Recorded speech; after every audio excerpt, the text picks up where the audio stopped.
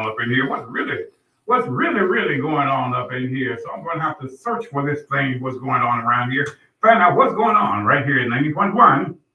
We are WMPR. Let's go to Studio B where Dr. Sabrina Williams is standing by with another edition of So Talks Money and more. I'm going to get in this computer and find out what's going on. Good morning. Good morning, good morning, good morning. It is time to rise and shine with or without the jingle, Mr. Armstrong. It is 7 a.m. and it's time for another edition of So Talks Money and More. I am your host, Dr. Sabrina Edmond Williams, educator, author, and investor. Opening minds and closing contracts. I am so noted and I am so excited and delighted to be here on this second Monday in Financial Literacy Awareness Month. Thank you to our WMPR and WGDQ listening audiences and our YouTube viewing audience for tuning in today. Good morning to my good friend, Mr. Tyreek Osborne. All the way, I'm trying to remember where you are, Tyreek. I'm having a brain freeze right now. I know you moved to Indiana. Got listeners over in Indiana this morning. Thank you so much for tuning in, my friend. I certainly appreciate your continued support.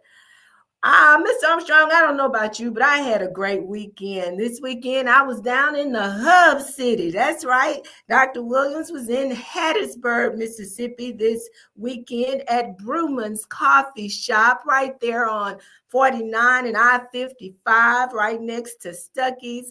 And we had a great time at our book signing there. Good morning, Sister Heather, down in the hub city, Hattiesburg. Good morning. I see you on YouTube this morning. I want to thank all of those that came out to support the book signing at Brewman's Coffee House. Want to thank the owners of Brewman's for allowing me to bring my messaging there to your establishment.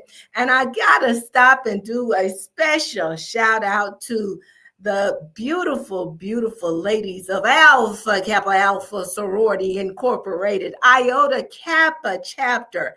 That's right there out of USM. They were celebrating 50 years of their charter this past weekend, and they were painting the city of Hattiesburg pink and green. I tell you, they came through, they showed up, and I just want to thank my sorors for your support on Saturday. Also on Saturday, my good friend and my president, Miss Angela English, president of the Rankin County chapter of the NAACP, celebrated her birthday. Want to just wish you a happy Sister English. We certainly love you. We appreciate you, and we're so proud of all the good work that you are doing here in the state of Mississippi and in Rankin County to ensure that we are all treated fairly and equally. So just got to do a shout out to my good friend, Sister Angela English, who celebrated her birthday on Saturday. By way of reminder, I just want to let the listening audience know that I am doing a promotional. I will be doing several over the next coming months, but the one for May that we are doing in April is a Mother's Day giveaway. Now, this morning when I picked up my phone to get in the car, I looked down at my text messages and I had a message for someone that from someone that was soliciting me to support the Double Good Popcorn fundraiser. I tell you, Dr. Williams has bought and donated a ton of popcorn ever since Double Good has been out over the past couple of years. But I do applaud what they are doing, but we have taken a play from what they're doing, and we have one-upped them. So Double Good is doing double the good. Dr. Williams is trying to do triple good. Triple good. What am I talking about? So during the month of April, for those of you that will purchase one of my books, Learning to Trust, A Black Family's Guide for Building, Protecting, and Transferring Wealth, if you will purchase the physical copy of the book, we are donating $5 from the sale of each book to a fund that will be given away as a Mother's Day gift. So this is how it becomes triple good. So you purchase the book, and of course, that helps Dr. Williams to continue promoting the messaging that I bring to you. So that's the first good. The second good is the book and the information blesses you. If you will read it and implement, as Dr. Williams talks about all the time, you will be blessed from the information. And of course, we are going to do a drawing in May, and you will get to select who you will bless with the funds. So simple math, people. If I sell 100 books in the month of April, $5 from each book sale will be put in a pot. So that's $500 that you could potentially bless a mother of your choosing. Now, that mother can be anybody. It can be your mother. It can be your grandmother, your aunt, your sister, your friend. But it cannot be you, because if it's you, you stop the blessing. So we want to do triple good, okay? We're going to do triple good with our promotional for Mother's Day. For those that are interested in supporting, please visit my website, www.iamsonoted.co, and that is SEWNOTED.co. And this again is for the physical copy of the book only. So certainly you can go to Amazon and get the digital copy of the book. You can go to learningtotrust.org and get both the digital copy as well as the audio version of the book. But for the promotional, we are doing the physical book, which can only be obtained by going to my website or by showing up at one of my live events. So you are encouraged to support that effort. By way of a reminder, people, tomorrow is tax day, April the 15th. That's right. It's time to give Caesar what is due. So if you have not filed your taxes, you're encouraged to go ahead and get that done. Or if you like Dr. Williams and need a little bit more time, you might want to go ahead and file for that extension because one way or the other, we're going to have to give Caesar what Caesar is due. So with that being said, I want to get into our program, our message today for our program. And this is a topic that is heavy on my heart. It's one of those things that we don't talk about as much as we should within our community.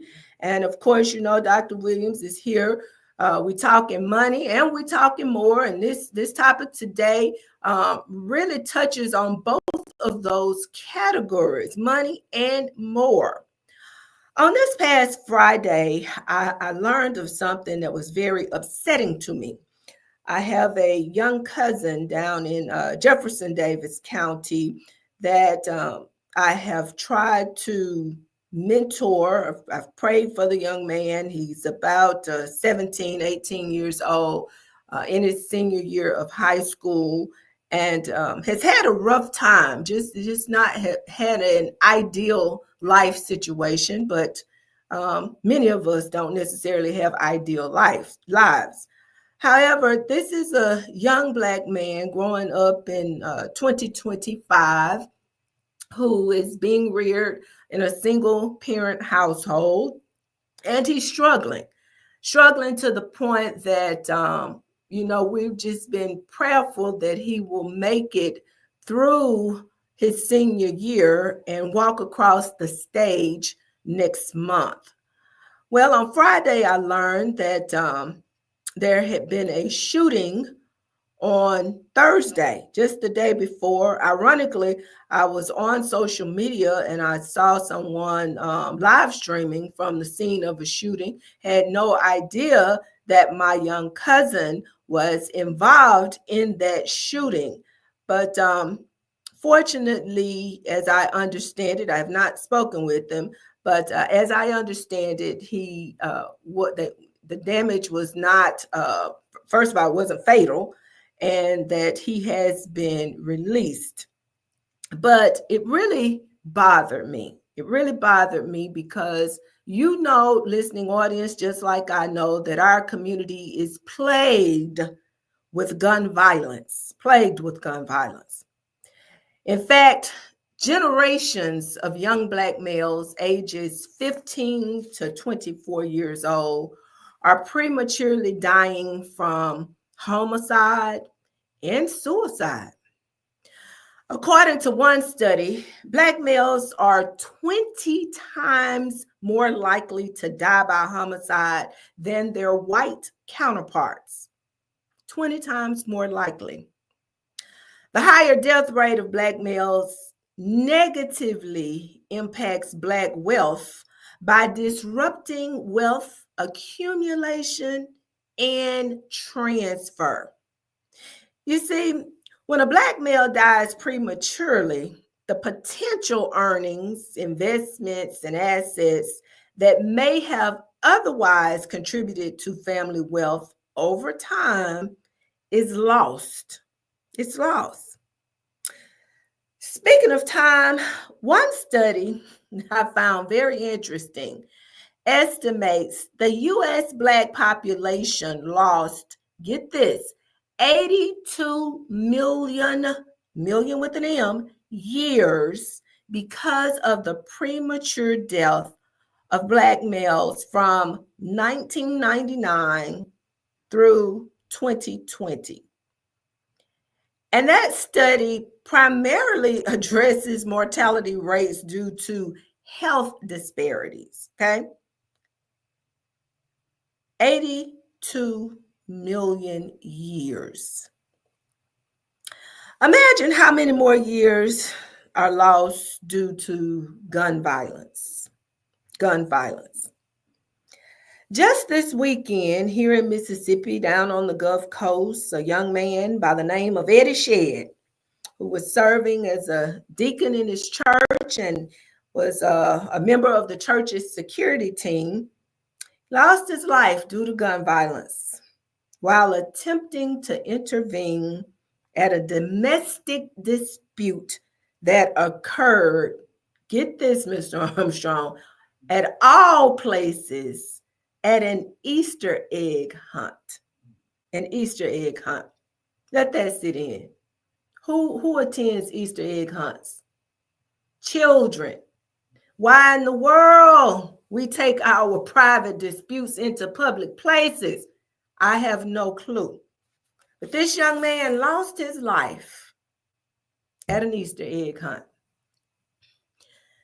We also learned of the tragic suicide of a young man by the name of Kyrie Lacey. Now, he's not from here in Mississippi, or he's not here in Mississippi. I can't say he's not from here. I'm not really sure where he's from. My son sent me a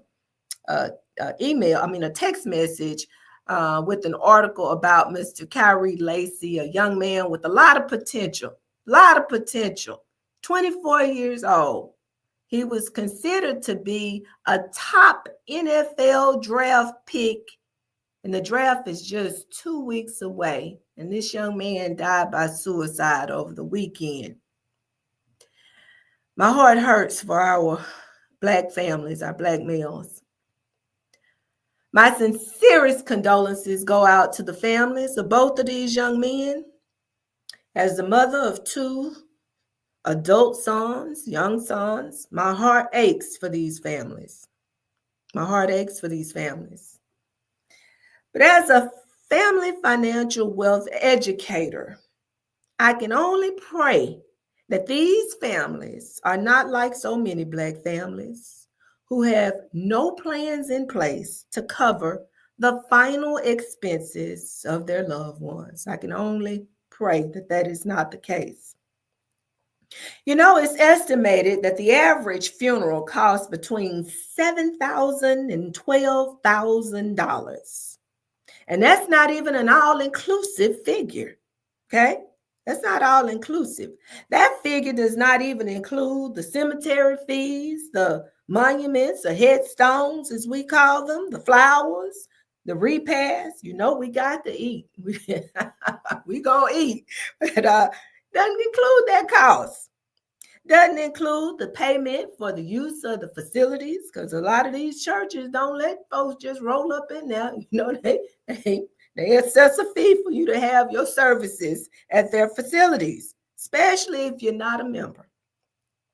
And then it also does not include the little something, the payment to the preacher.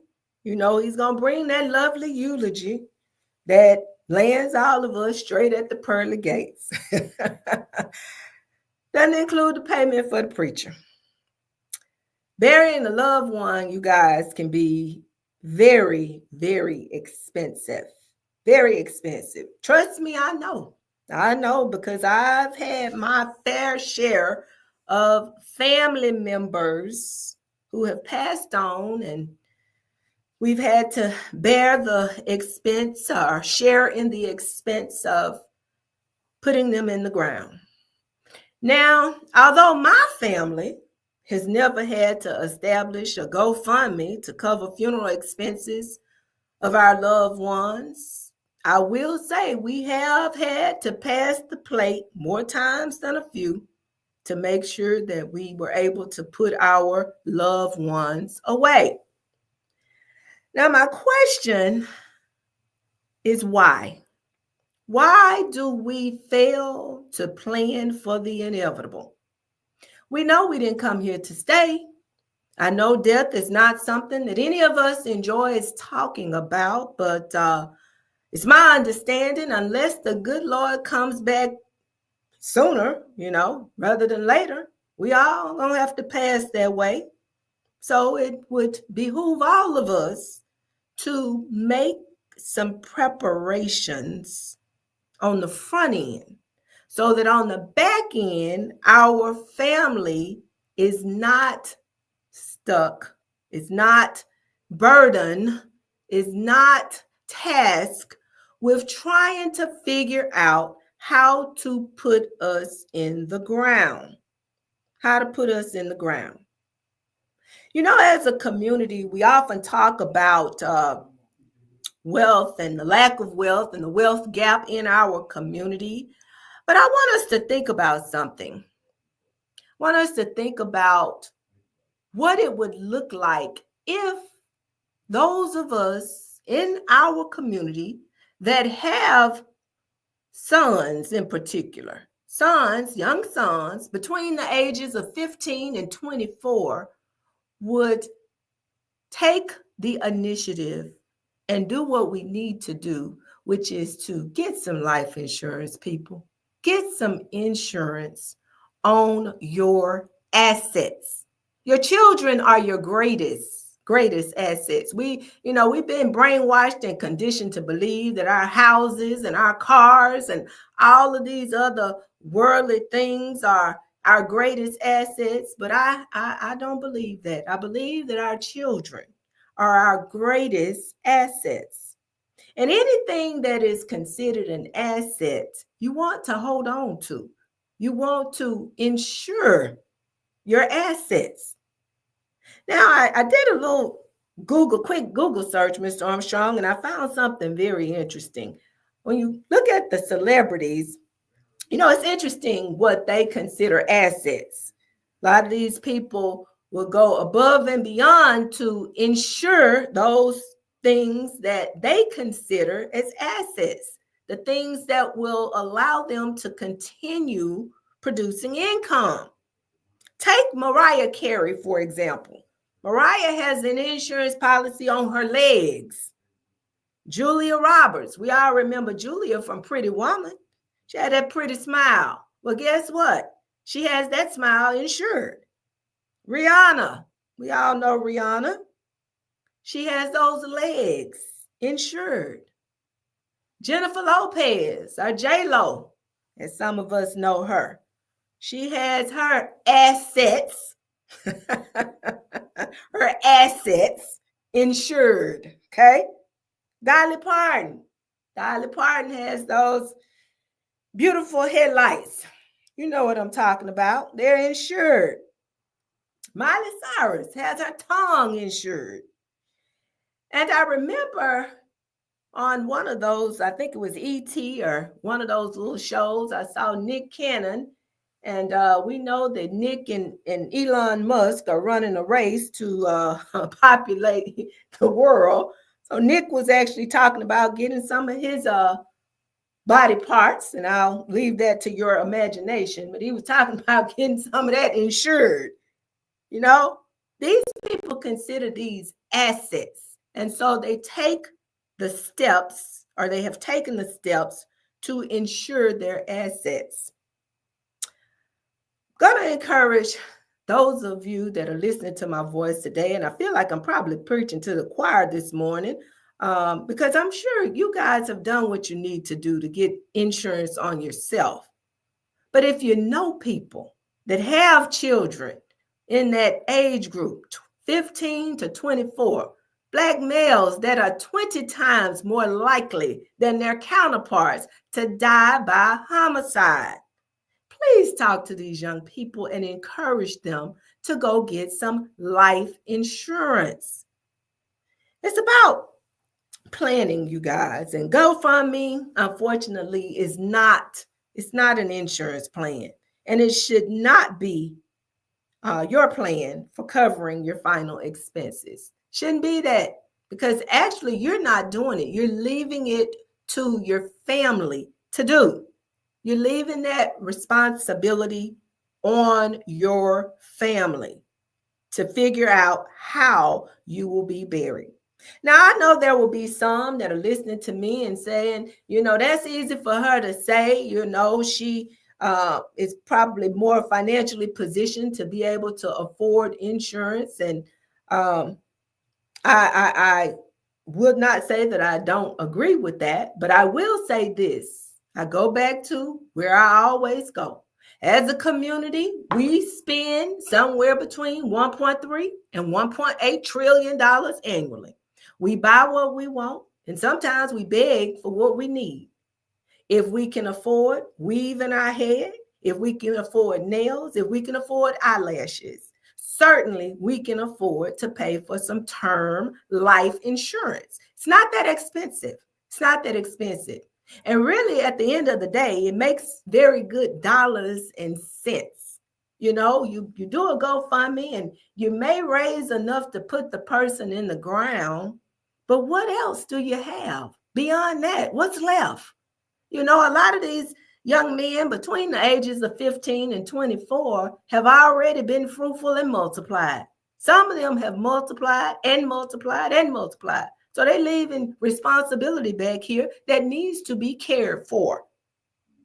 How do you do that with the money that you raise from a GoFundMe that's only established to raise the burial expenses? You can't do it, people. We've got to start thinking forward. And it almost makes you wonder, with the statistic that high, if we're 20 times more likely to die by homicide, why in the world are we not better positioned? People should be cashing in term life insurance left and right, policies left and right. They should be cashing them in left and right at the rate that our young Black men are dying. And here's the thing, Mr. Armstrong, newsflash. It does not have to be your child that you insuring. Come on, Black people. We're talking about building wealth and wondering how we can build wealth in our community. There's no rule that say you have to have a life insurance policy just on your child. Okay?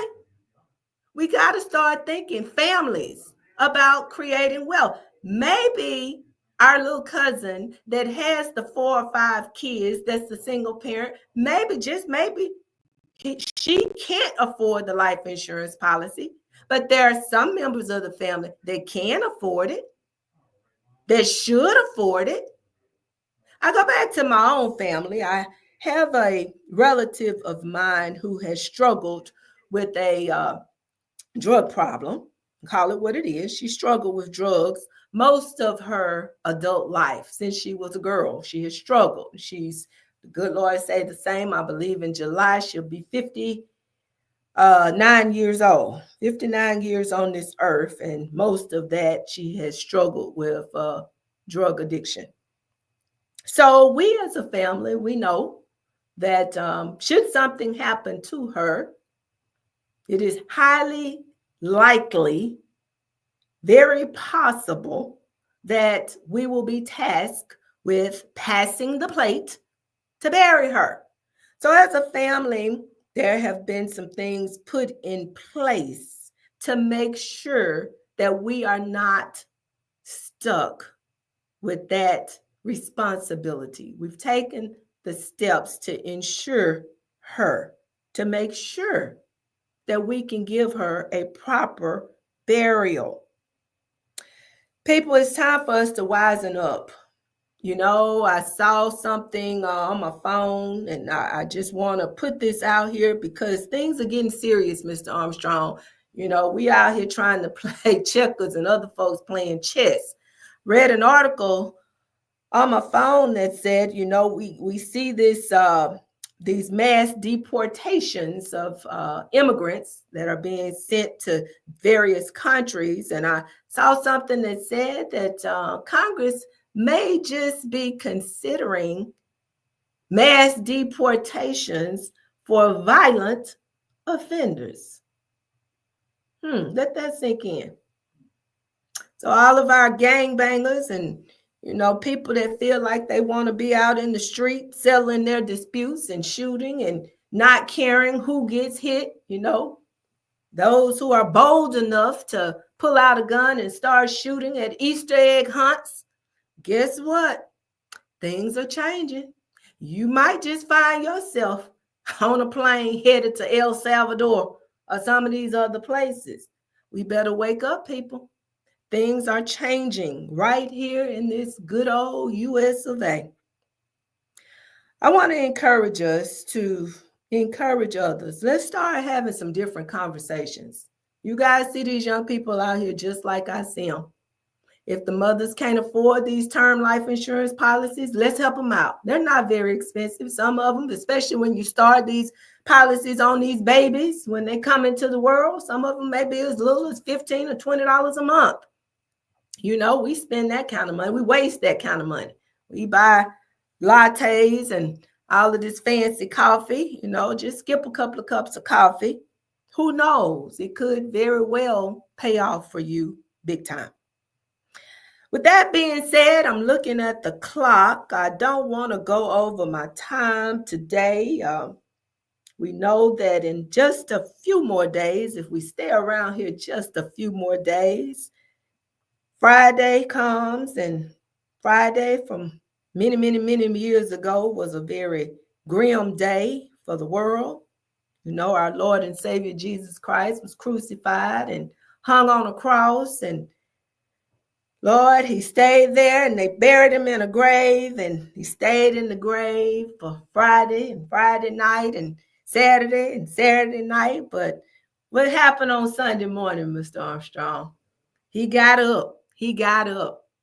I want to share this story as I close. I have had something that happened to me last weekend, and I was a little perplexed, and I'll share it with you, my listening audience, and give you something to think about.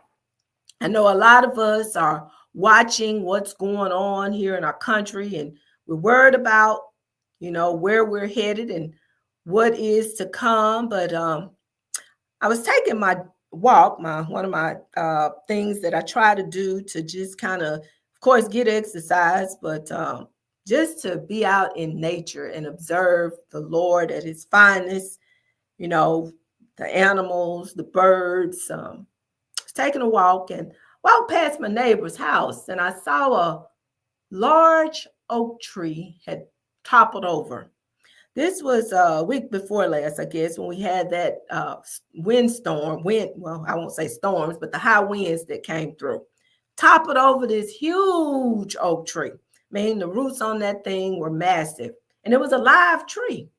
Toppled over just like it was a piece of paper.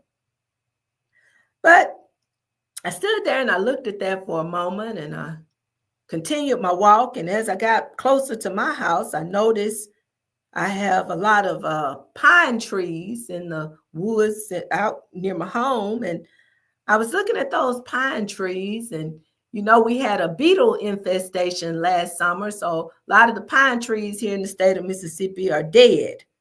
Well, I have several. They're at the house and they're dead, but it struck me as kind of odd that that same windstorm that blew over that mighty oak that was alive left those dead pines standing. I felt like in that moment, Mr. Armstrong, the good Lord was trying to tell me something. I don't know what the message is and all that. Maybe, just maybe, perhaps he was trying to tell me that the mighty fall too. Those that look like they are alive, well and alive, can topple over, and those that look like they are dead among us can still stand. I don't know.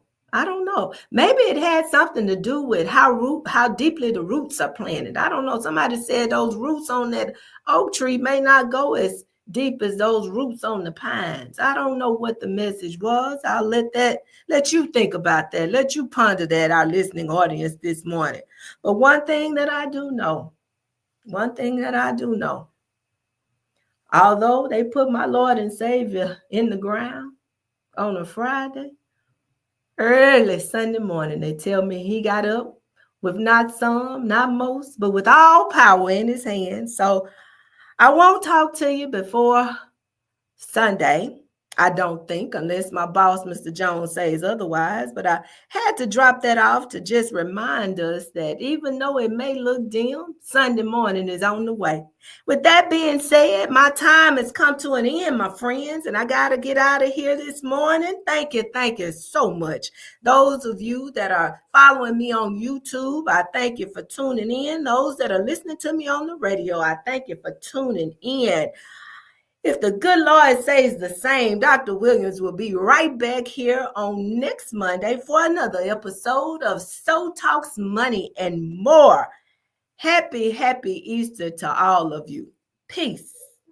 Let's rise and shine, so talks money, the future's alive. Grab your coffee, let's take a ride. It's wealth and wisdom, time will rise. Author, Mr. Educator, too, sharing the wealth, building things you should know. From trust to banking, it's all a must. Your guide to wealth is learning and trust. Legacy matters, secure it right.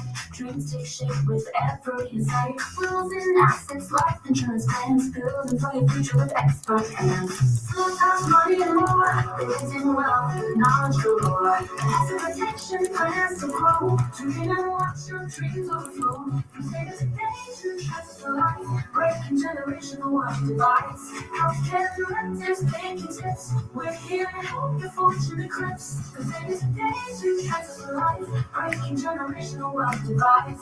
Healthcare directives, banking tips. We're here to help your fortune eclipse. So tune in now, it's time to learn. So wisdom's your return. Invest, protect, and thrive for sure. Signing off is what talks money and more.